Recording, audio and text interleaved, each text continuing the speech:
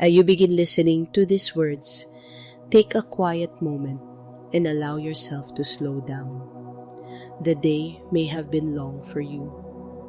Perhaps your mind is still holding onto conversations, responsibilities, worries, or the quiet weight of things that did not go the way you hoped. Many people arrive at the end of the day carrying far more than they realized when the morning first began.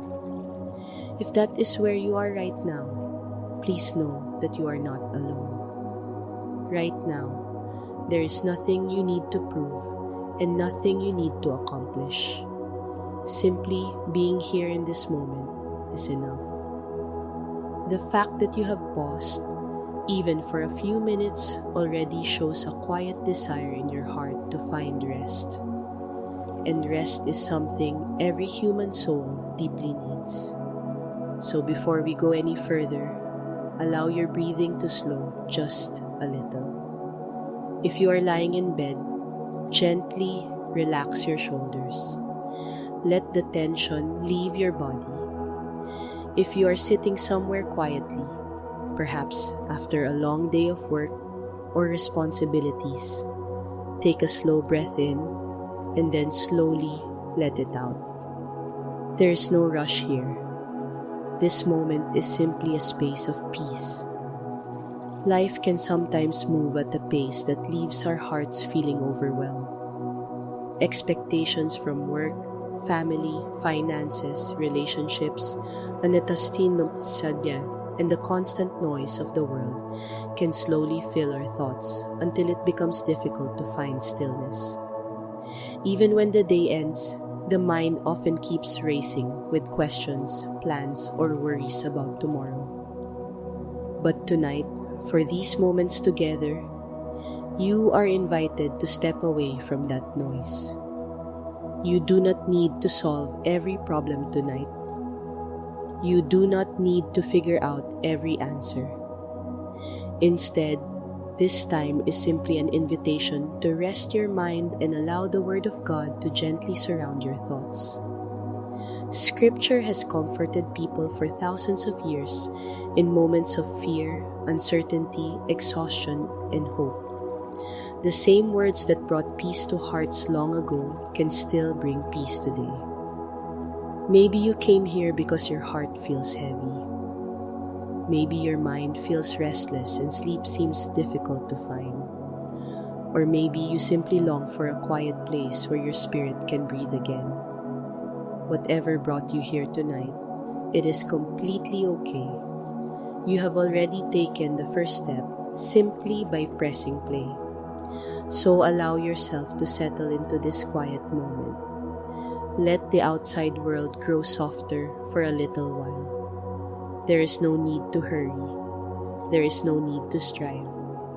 For the next part of our time together, we will simply slow down, breathe gently, and prepare our hearts to hear the words of Scripture. In a moment, we will begin reading from the Bible together, allowing its message to guide our thoughts into a place of calm and trust. But before we begin that journey, there is one small way you can take part in this quiet community of listeners who gather here from many different places around the world. If you feel comfortable, you might take a moment to share the time you are listening right now. Some people are hearing these words late at night, just before sleep. Others may be listening early in the morning as the day begins. And some may be seeking a peaceful pause in the middle of a busy afternoon. Wherever you are and whatever time it is for you, writing the time in the comments creates a small connection with others who are also searching for peace. You might be surprised how encouraging it can be to see people from different places and different time zones all gathering around the same quiet message of hope. It becomes a reminder that none of us walk through life alone. If there is something on your heart tonight, a concern, a prayer request, or even a simple word of gratitude, you are also welcome to write that in the comments. Many people who visit this space take time to read those prayers and quietly pray for one another. In this way, the comment section becomes more than just a place for messages. It becomes a small community of faith supporting each other in ways we may never fully see. And if this video brings even a small sense of calm to your heart, you might consider subscribing to the channel. Subscribing simply allows these moments of quiet reflection and scripture to reach you again in the future whenever you may need them. Many people return night after night, using these readings as a peaceful way to end the day and prepare their minds for rest. Your simple actions, leaving a comment, sharing a prayer, or subscribing, also pula help this message reach others manunda malinaba bilarching parangin man the same kind of kanapisan you are seeking right now. The YouTube algorithm quietly notices those interactions and begins showing the video to more people who may need encouragement, comfort, or a gentle reminder that God's presence is near. And somewhere out there, someone who feels overwhelmed tonight may stumble across these words and discover the same quiet space of rest that you have found. So thank you for being here. Thank you for choosing to slow down, even if just for a few minutes. In a world that often moves quickly and demands constant attention, choosing stillness is a small but powerful act. Now, as we continue, allow your breathing to become calm and steady. Let the noise of the day slowly fade into the background. There is nothing more you need to do, nothing more you need to carry. Simply listen, rest, and allow the Word of God to gently guide your thoughts into peace. Now, as we move gently forward in this quiet time together, allow your breathing to remain slow and peaceful. Let the calmness of this moment continue to settle into your heart. The world outside may still be busy, but right now, in this space, there is no need to rush. There is no need to carry every thought or worry with you. For the next few minutes, we will simply turn our attention toward God. Let us pray. Heavenly Father, we come before you in this quiet moment with humble hearts. You are the creator of the heavens and the earth, the one who placed every star in the sky and formed every ocean on this planet. Yet, even with such great power, you also see each one of us personally. You know our thoughts before we speak them. You understand our struggles even when we cannot fully explain them ourselves. Tonight, we come just as we are. Many people listening right now may be carrying heavy thoughts from the day that has passed. Some may feel physically tired after hours of work and responsibility. Others may feel emotionally worn down by worries that seem to follow them from morning until night. And some may simply feel a quiet emptiness or restlessness that they cannot quite describe. Lord, you see every one of these hearts. You know the hidden burdens people carry. You see the silent tears that were never shown to anyone else. You understand the questions that remain unanswered and the fears that quietly move through our thoughts when the world becomes quiet at night. And so tonight, we come to you honestly. We admit that sometimes our hearts feel tired. Our minds can become overwhelmed by everything happening around us. The noise of the world, the pressures of life, and the uncertainty of tomorrow can slowly fill our thoughts until peace feels difficult to find. But your word reminds us that we do not have to carry these burdens alone. So right now, in this peaceful moment, we place our worries into your hands. Every anxious thought, every fear about the future, every disappointment from the past, we surrender them to you. You are strong enough to hold what we cannot carry. Father, we ask for your peace to gently fill this moment. Calm every restless mind listening right now. Slow down every racing thought. Where anxiety has been whispering fears, replace it with quiet trust. Where stress has filled the heart with tension, bring a deep and steady sense of rest.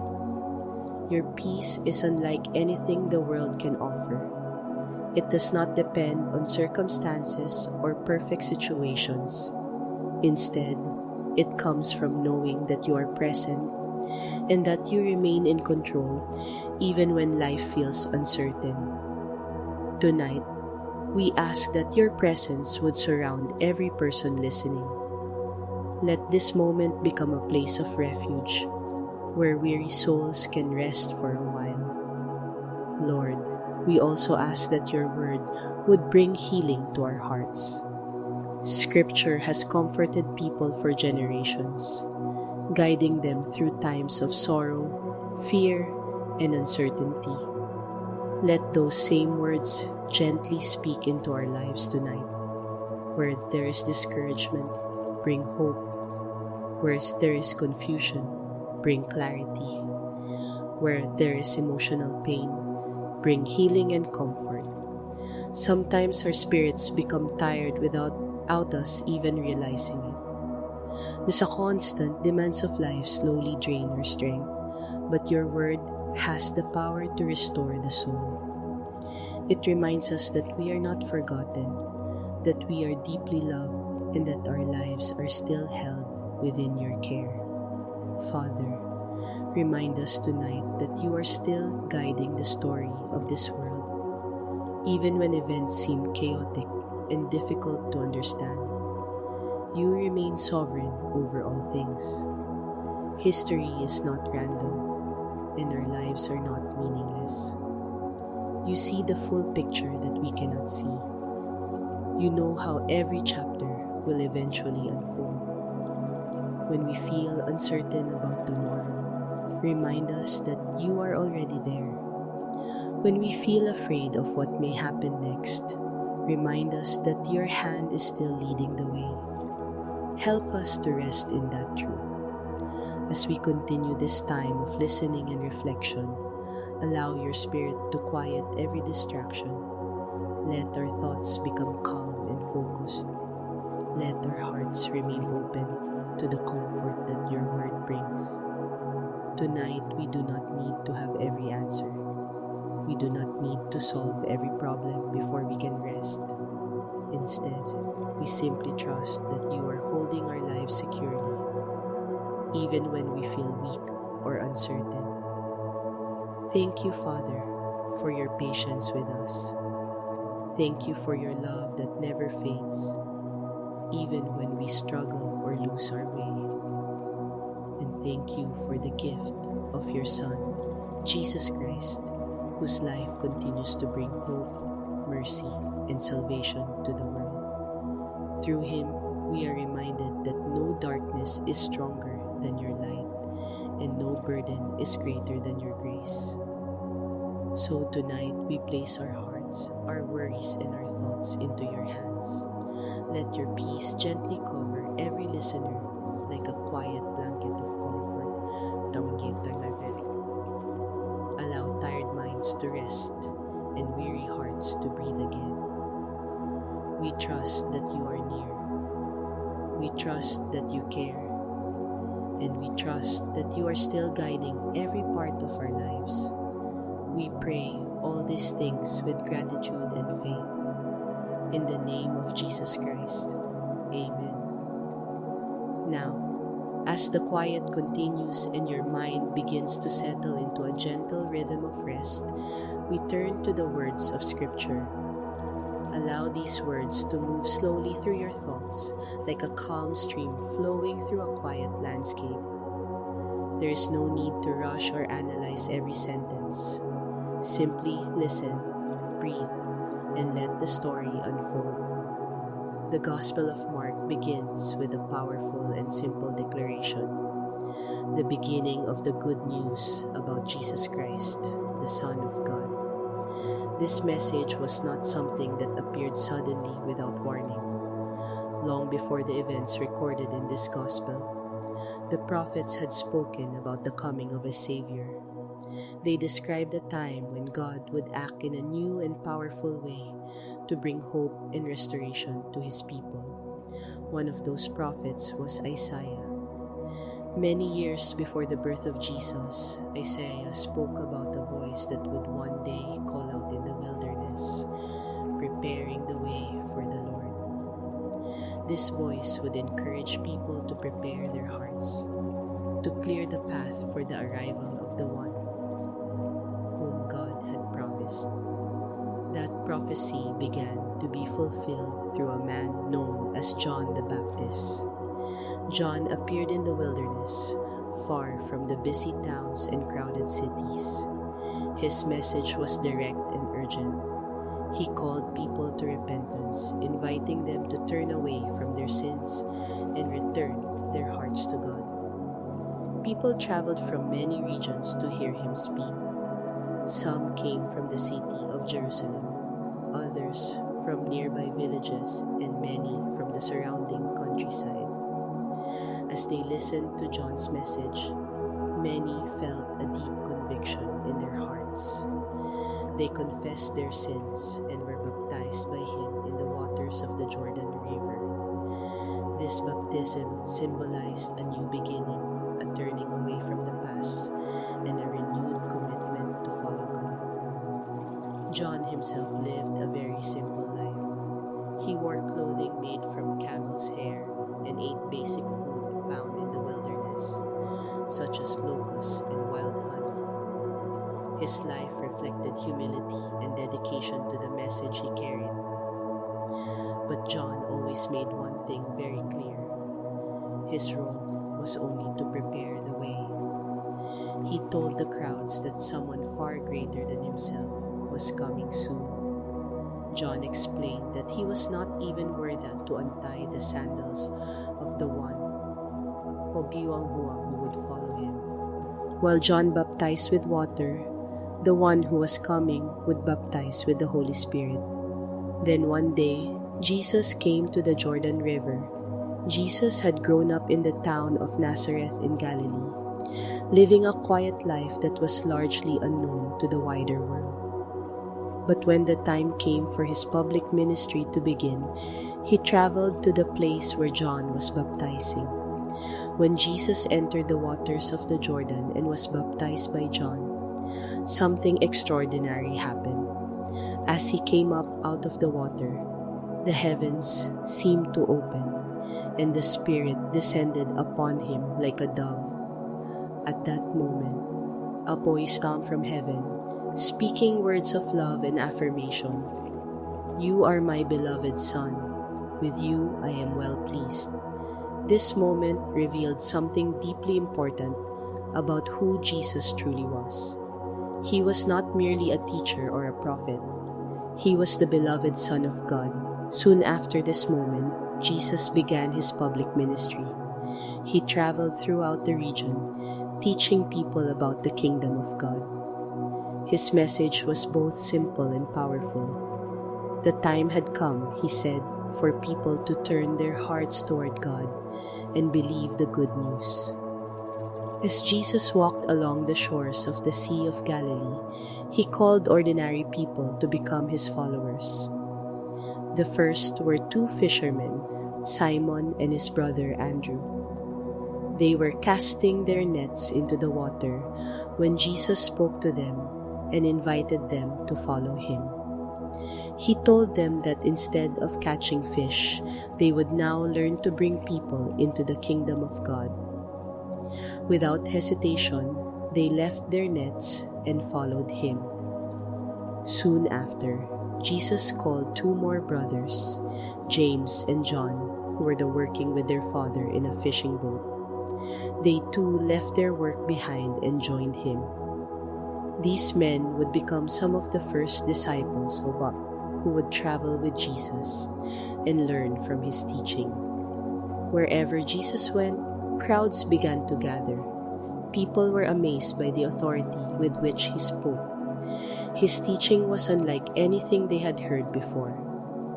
But his ministry was not limited to words alone. Jesus also performed miracles that revealed the compassion and power of God. He healed people who were suffering from diseases that no one else could cure. He restored those who had been isolated by illness or pain. He freed individuals who were troubled by evil spirits. Through these acts, many began to realize that God was working through him in a remarkable way. Among the miracles recorded in the Gospel of Mark are moments that demonstrated extraordinary authority over both the natural and spiritual worlds. Jesus healed a man suffering from leprosy, a disease that had once left people isolated from society. He healed a paralyzed man, restoring strength to his body.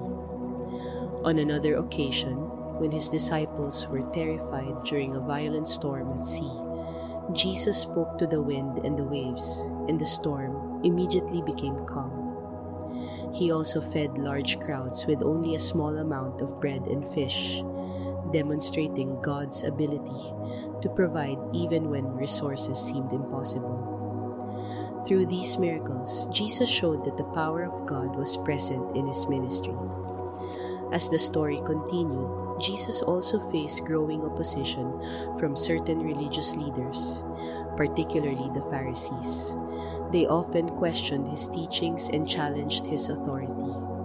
Yet Jesus continued to teach about faith, mercy, humility, and the importance of loving God with all one's heart. Throughout his journey, Jesus often reminded his followers that true greatness does not come from power or status. Instead, it comes through humility and service. Those who wish to lead must first learn to serve others. Eventually, his journey led him toward the city of Jerusalem. As he approached that city, Jesus spoke openly about the suffering that awaited him.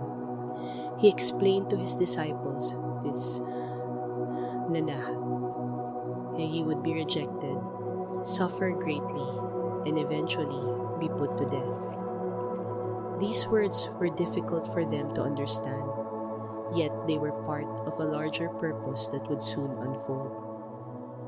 During his final days in Jerusalem, Jesus entered the city, while crowds welcomed him with celebration. He also confronted corruption in the temple, reminding people that God's house was meant to be a place of prayer. Soon after came the final meal he shared with his disciples, is a moment that Theo would later on be remembered as the Last Supper. Not long afterward, Jesus was arrested, placed on trial, and sentenced to death. He was crucified on a cross, an event that seemed to bring the story to a tragic end. Yet the story did not end there. On the third day, something extraordinary happened. The tomb where Jesus had been placed was found empty. Angels announced that he had risen from the dead. The resurrection revealed the ultimate message of the gospel, that even death itself could not overcome the power of God. Through Jesus, hope had entered the world in a way that would never disappear.